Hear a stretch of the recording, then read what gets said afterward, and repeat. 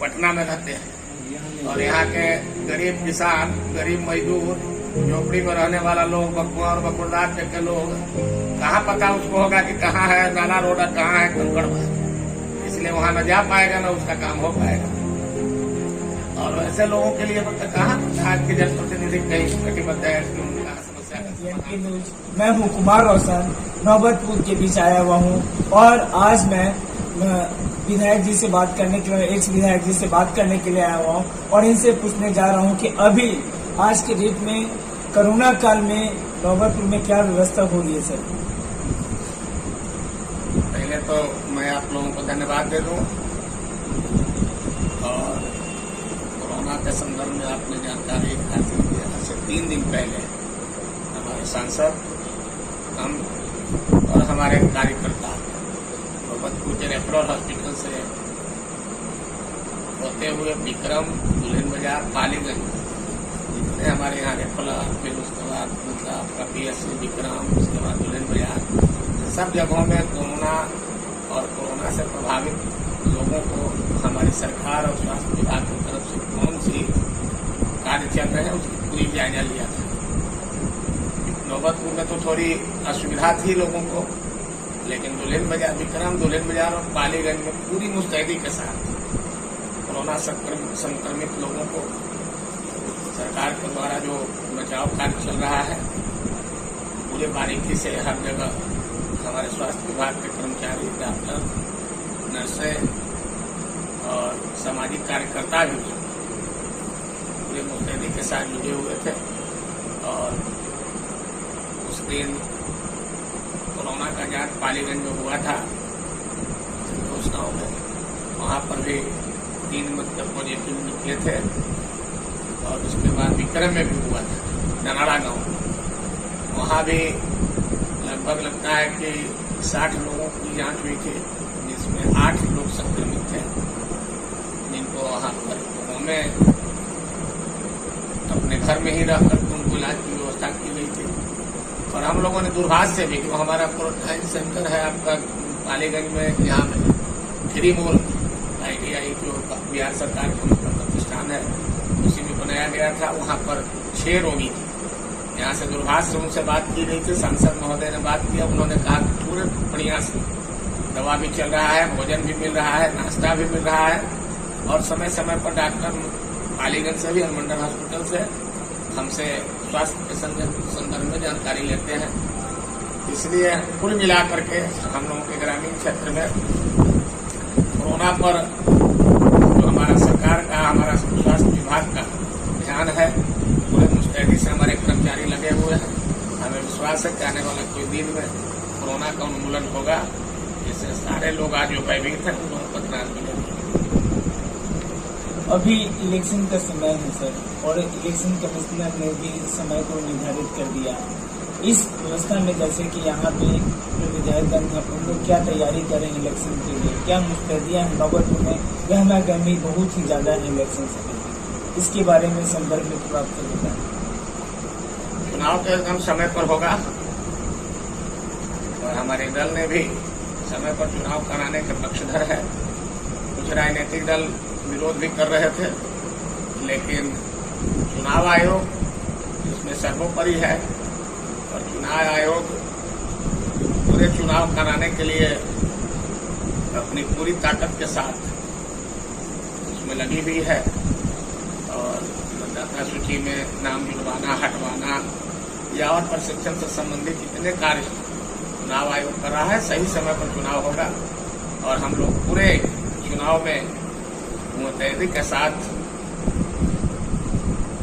उम्मीदवारी मिलने के बाद हम लोग चुनाव लड़ेंगे और चुनाव भारी बहुमत से हम लोग जीतेंगे। एनडीए की सरकार पुनः यहाँ बनेगी, इसे कोई रोक नहीं सकता है, क्योंकि बिहार में और देश में विकास निरंतर हो रहा है। बिहार में भी विकास हुआ है, पूरा विकास हुआ है। कोई भी ऐसी सरकार आज तक नहीं मिली थी केंद्र में जो किसानों के खाते में कुछ न कुछ, हर किसान, हर गरीब, हर BPL धारक, हर नरेगा से जुड़े हुए मजदूर को मानसिक रूप से उनके खाते में पैसे भेज रही है। यहाँ तक BPL धारक को देखा कि आपने नवंबर महीने तक मुफ्त 5 किलो चावल और 5 किलो गेहूं, उसके साथ 1 किलो दाल सरकार की तरफ से मुहैया कराई जा रही है। हमारे जो मजदूर हैं, वो मजदूर मनरेगा वाले, उन लोगों के मतलब जिनको काम नहीं था, कोरोना के कारण काम उन लोगों को नहीं मिल रहा था, सभी काम ठप हो गए थे।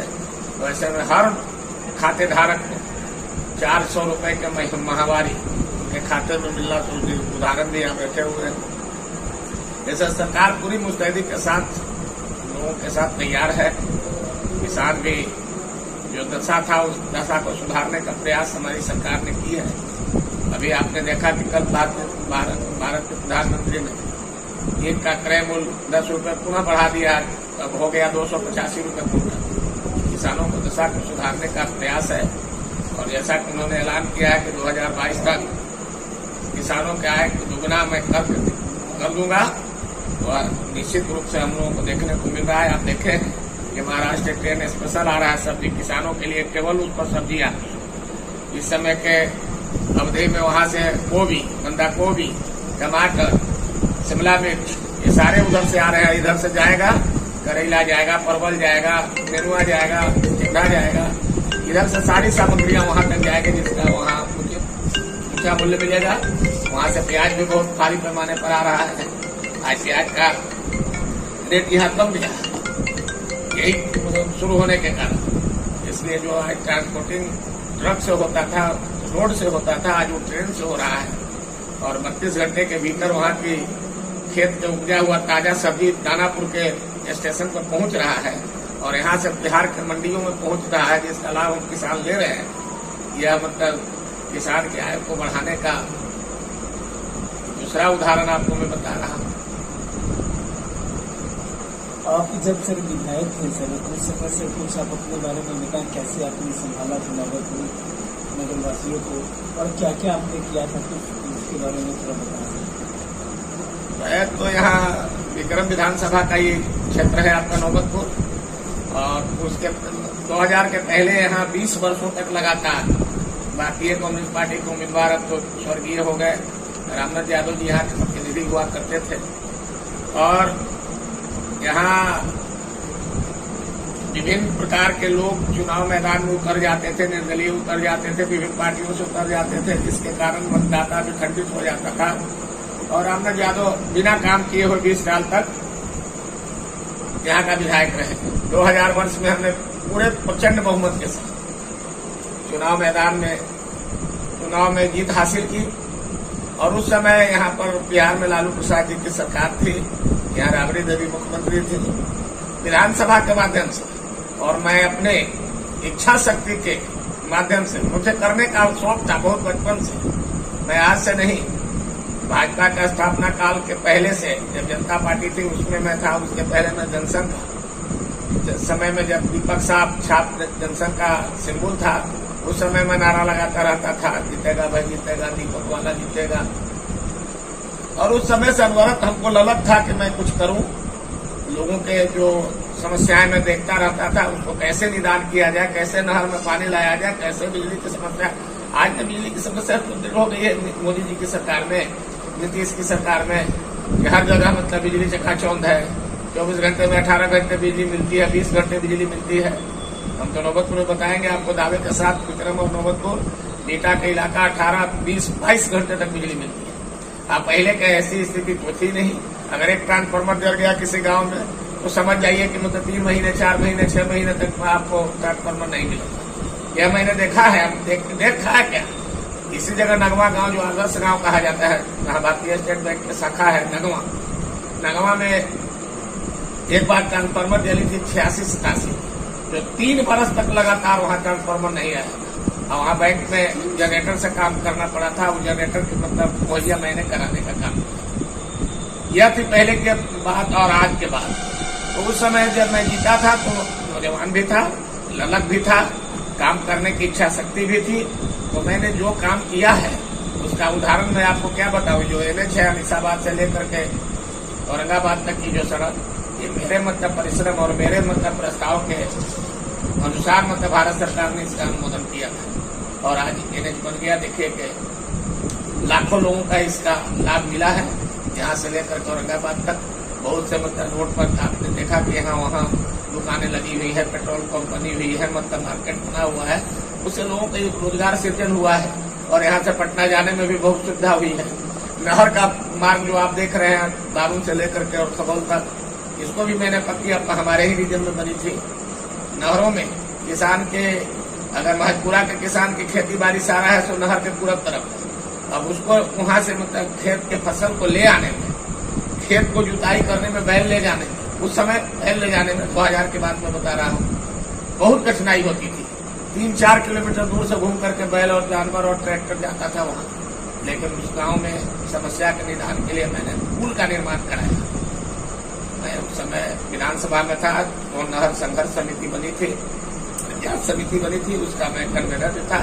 तो महजपुरा से लेकर के महजपुरा में, टुल्लूचक में, मसौड़ा जलपा में, पैनापुर में, पडरियावा में, बुद्धू छपरा में, निसरपुरा में, जलपुरा में, मसौड़ा में, उदयपुर में, भरेरिया, इंग्लिश में, जयपुर, पलेगा में, आपका यहाँ में मैंने 14 को पुल निर्माण कराने का काम किया था, जो विभिन्न जिलाओं में और अरवल जिला में भी पड़ते थे। हरदिया अंतिम पुल बनी थी 2007 में। ये सब मतलब उस समय का मेरा देन है। धाना पर नहर एक निकलवाए थे, आपको आज भी चैनल से आप रानी तालाब के ऊपर एक सुलिस गेट था जो ठप हो गया था, जो जीर्ण हो गया था और उधर के आवाम को बहुत माने खेती में कठिनाई होती थी, पानी खेत तक नहीं पहुंचता था। माने आपका काप का गांव है, बैजलपुर का गांव है, आपका कुशवाहा कनपा का गांव है, आपका मठिया का गांव है, आपका बरदा, बारा, चिवटा, खरगपुरा, बेनीबिघा, शाहजहांपुर, जमालपुर का गांव है। उन गांव में उसी सुलिस गेट से पानी आता था। तो वर्षों पहले टूट गया था, मतलब ध्वस्त हो गया। मैंने उसको 12.5 लाख रुपए लगा करके बनवाने का काम किया था विभाग के माध्यम से। आज वहाँ हरित क्रांति पैदा करने का काम किया था, बहुत सब काम किए थे। आपका कनपा पावर स्टेशन, वहाँ 1.5 MVA का ट्रांसमिशन था। उस समय मैंने वहाँ 5 MVA का ट्रांसमिशन लगाने का काम किया था। विक्रम एक ऐसा प्रखंड था जहाँ पूरे आजादी के बाद बिहार के सभी प्रखंड मुख्यालयों में पावर सब स्टेशन का निर्माण हुआ था, लेकिन 88 के त्रिशूल पर विक्रम था जहाँ आज तक मुख्यालय में कभी पावर सब स्टेशन नहीं था। मैंने अपने प्रयास से विधानसभा में प्रश्न के माध्यम से उस समय श्री श्याम रजक जी विद्युत मंत्री थे, उनके आश्वासन और उनके आदेश पर विक्रम के पार्वती उच्च विद्यालय के दीवार के पीछे कृषि विभाग के जमीन पर मैंने वहाँ पावर हाउस बनवाने का काम किया। आज वहाँ गांव-गांव में बिजली की रोशनी जगमगा रही है। उसके अलावा भी बहुत काम हुए थे। परेव में 500 kVA के ट्रांसफार्मर लगाने का काम किया था। परेव जहाँ पित्तल के बर्तन बनते, अब तो चल गया है 2010 में मुंगेर में। पहले हमारा विधानसभा विक्रम में था, वो वहाँ पर 200 MVA का ट्रांसफार्मर लगाए थे और स्टूडियो के लिए। वहाँ 1500 से ऊपर पित्तल का बर्तन जो है घर में वहाँ बनता है। उन लोगों की स्थिति सुधारने के लिए बहुत प्रयास किए। तो उस समय हम लोगों के वाजपेयी जी की सरकार थी, केंद्र में एनडीए की सरकार थी। हमारे उस समय के नेता श्री सीपी ठाकुर जी थे, केंद्र में मंत्री भी थे, लघु उद्योग के मंत्री बने थे। यहाँ पर बैंक के 2 भी ब्रांच खुलवाए गए थे। यूनियन बैंक का ब्रांच खुला था, पीएनबी का ब्रांच खुला था परेव गाँव में। पित्तल नगरी का विकास हो। बिहार का एक ही गाँव है वो जहाँ बड़े पैमाने पर पित्तल के बर्तन का निर्माण होता है। और से बहुत वहाँ गांव के कटाव बचाव के लिए वहाँ 2 करोड़ रुपए लागत से परेव गांव को मैंने बचाने के लिए। आगे से बात की ओर बढ़ते हैं। यहाँ जो इलेक्शन का माहौल है, नौबतपुर में गहमा गहमी है। इस नौबतपुर मैंने विक्रम में बहुत ही गहमा गहमी है। सुनने में आ रहा है कि अनिल जी भी हैं जो एक्स MLA थे, वो भी इस बार कांटे की टक्कर की तरह वो चाह रहे हैं कि विक्रम से हम भी प्रत्याशी के रूप में खड़ा हूँ। क्या आपका क्या इसके बारे में कहना है सर? आप थोड़ा इसके बारे में बताएं। इसमें तो भारतीय जनता पार्टी हमारी पार्टी है।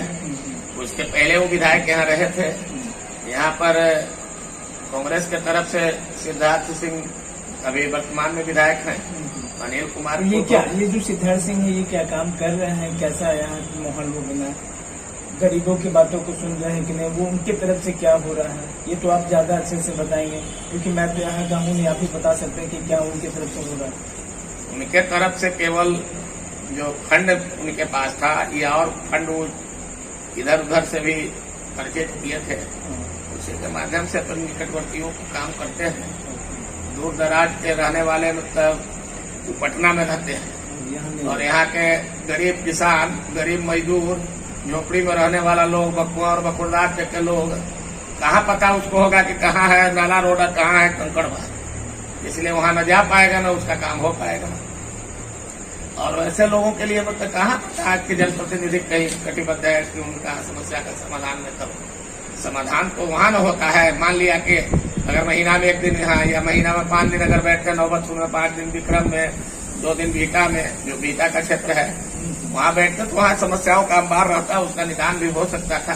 लेकिन पटना में रहने वाला व्यक्ति मतलब यहाँ के समस्या के संदर्भ में क्या मतलब जान पाएगा, यहाँ के लोग वहां जा भी नहीं पाएंगे। ये तो मुट्ठी भर लोग जो उनके इर्द गिर्द रहते हैं, वो जाते आते रहते हैं। ऐसे मैंने जन समस्याओं के प्रति उनका कोई रुचि नहीं। और सिर्फ क्या संदेश देना चाहते हैं हमारे चैनल के माध्यम से?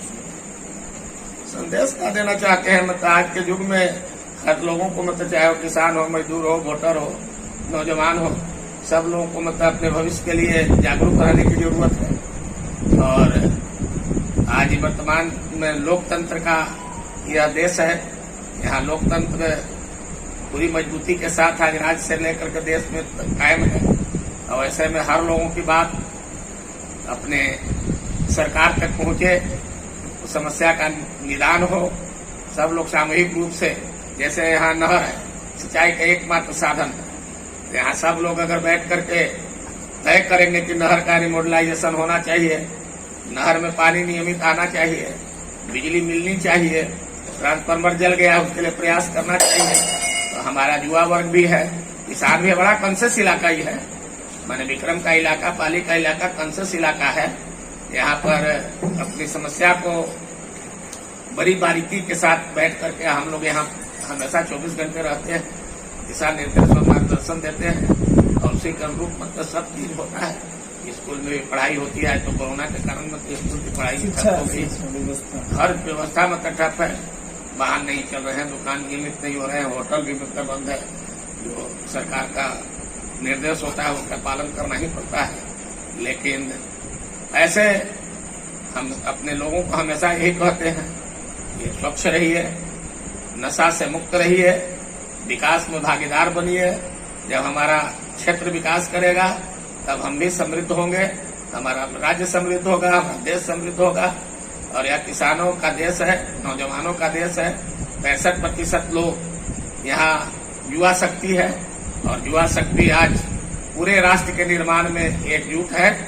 हम चाहे वो विदेशी ताकतें हों जो भारत को चाहता है कि कमजोर कर दे, उससे मुस्तैदी के साथ हमारा देश और देश की सरकार और जो हमारा सेना है और यहाँ के जो आवाम है, सब लोग मिलकर के उसको मुंहतोड़ जवाब देने के लिए हम लोग एकदम तैयार हैं।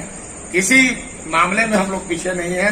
अब हमारा देश 21वीं सदी का भारत बनने जा रहा है, जिसका नेतृत्व हमारे लोकप्रिय प्रधानमंत्री माननीय नरेंद्र मोदी जी कर रहे हैं और हम लोग उन्हीं के अनुयायी हैं, उन्हीं के मार्गदर्शन में अपने कार्यों को आगे लेकर बढ़ते हैं। आप देखे हैं कि महीना में 1 बार मन की बात करते हैं, सारे लोगों से जुड़ते हैं, सब लोगों से पूछते हैं कि क्या आपका मतलब राय है, सबका राय जानने की कोशिश करते हैं। फिर 30 तारीख का उनका मन की बात होने वाला है, पूछा है उन्होंने आज, सब लोग अपनी मन की बात को मतलब मेरे यहाँ राय के रूप में मतलब भेजे ताकि मैं उस पर विचार कर सकूं और उसको विकास का एजेंडा बना सकूं।